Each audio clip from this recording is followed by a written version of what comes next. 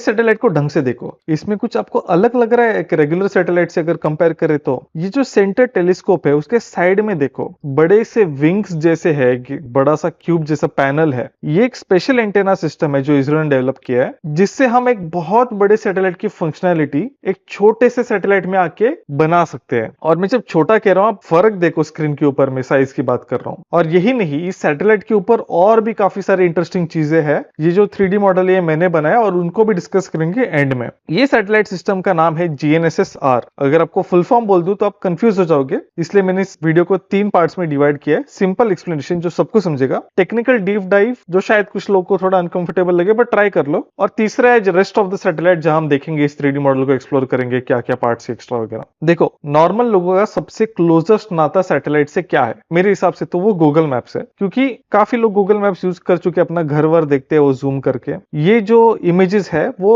Actually Google own नहीं करता है फुल्ली, ये लाइसेंस करता है वो एयरबस, मैक्सार, प्लैनेट जैसे कंपनीज से। अब उन कुछ कंपनीज में इन्वेस्टर भी है गूगल, वो अलग बात है। बट ये जो डेटा है इसे कहते हैं ऑप्टिकल डेटा, इसलिए क्योंकि हम अपने आंखों से देख सकते हैं RGB, red, green, blue colours वगैरह, राइट, कलरफुल। बट अगर मैं आपसे स्पेसिफिक डेटा मांगू कि मेरे को चाहिए सॉइल मॉइस्चर, कि यहाँ पे मिट्टी गीली है या नहीं, क्या ये सॉइल क्या यहाँ ड्राउट आने के चांसेस है इस एरिया में, या मैं आपको विंड डेटा मांगू ओशन के ऊपर कि ये शिपिंग लेन है या यहाँ फिशरमैन ट्रेवल करते हैं फिश पकड़ने, क्या ये ओशन वेवी है या उसके ऊपर स्पीड क्या है, विंड स्पीड क्या है इस एरिया में, अगर ये जानना है मेरे को तो ऑप्टिकल डेटा के साथ इम्पॉसिबल नहीं है पर बहुत मुश्किल हो जाता है, क्योंकि बहुत सारा डेटा है, बहुत सारा प्रोसेसिंग है एंड हर बार एक्यूरेट होने की चांसेस नहीं है। इसलिए नासा, इसरो जैसे एजेंसीज ने क्या किया, उन्होंने लॉन्च किया radar satellite. Radar satellites basically जैसे धरती पे एयरप्लेन ढूंढने हम रेडार इस्तेमाल करते हैं, वैसे ही ये सैटेलाइट्स के ऊपर एक रिसीवर और एक ट्रांसमीटर होता है। ट्रांसमीटर रेडियो वेव्स फायर करेगा धरती की तरफ, रेडियो वेव वापस आएगा, पर जब वो वापस आएगा उसकी चीजें थोड़े बदल गए होंगे, या तो पावर गिर गया होगा या कुछ प्रॉपर्टी बदल गई होगी। इससे हम पता लगा सकते हैं कि यहाँ मिट्टी गीली है, कि यहाँ विंड स्पीड ये है। तो अगर मैं एग्जांपल दूं तो इसरो का राइसैट जो सॉइल के लिए भी बना था,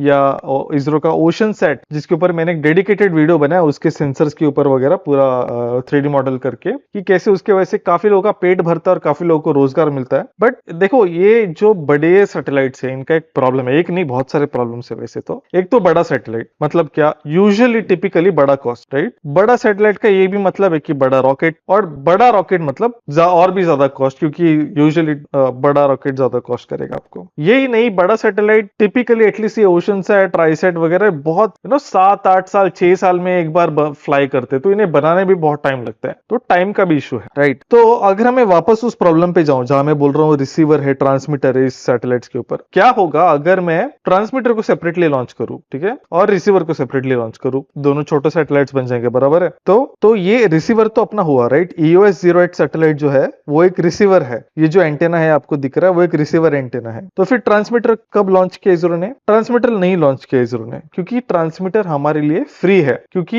ये सैटेलाइट्स ट्यून्ड है जो GPS डेटा है या जो GNSS डेटा है। GNSS मतलब ग्लोबल नेविगेशन सैटेलाइट सिस्टम्स, मतलब अपना नाविक इसरो का, या अमेरिका का GPS, या यूरोप का गैलीलियो, या रशिया का ग्लोनस, इन सबको हम as a free transmitter use कर सकते हैं। और यही है फुल फॉर्म GNSS-R का। R यहाँ स्टैंड करते हैं फॉर रिफ्लेक्टोमेट्री। तो यानी हम GPS सैटेलाइट्स वगैरह इस्तेमाल करके उनको एज अ ट्रांसमीटर यूज करके उनके रिफ्लेक्शंस को स्टडी करके हम निकाल सकते हैं डेटा धरती के सतह के बारे में। ये सिंपल एक्सप्लेनेशन क्लोज करने से पहले एक फन फैक्ट बोल देता हूं। जब आप ऐसे सेपरेट करते हो, अपना रिसीवर सेपरेट और ट्रांसमीटर सेपरेट करते हो, उसे कहते हैं बायस्टैटिक रेडार। और जब आपका सिंगल होता है, दोनों यूनिट एक ही यूनिट में होते हैं, उसे कहते हैं मोनोस्टैटिक रेडार। ठीक है, अभी हम घुसते हैं थोड़ा डीप। ये सबसे पहले इस 3D मॉडल को एक्सप्लोर करते हैं। पहले तो आपको देख के लगेगा कि ये दो एंटेनास है, राइट, मतलब साइड में एक फ्लैट पैनल है और दूसरे साइड एक पैरेलल एक पैनल है, बट वैसा नहीं है। एंटेना एक ही है और वो है ये राइट वाला जो कैमरा के राइट में है, जो एंगल्ड है। तो किस एंगल पे है पता नहीं चल रहा एग्जैक्टली, क्योंकि इसरो ने पेपर नहीं पब्लिश किया अब तक, बट उन्होंने कैड मॉडल पब्लिश किया था।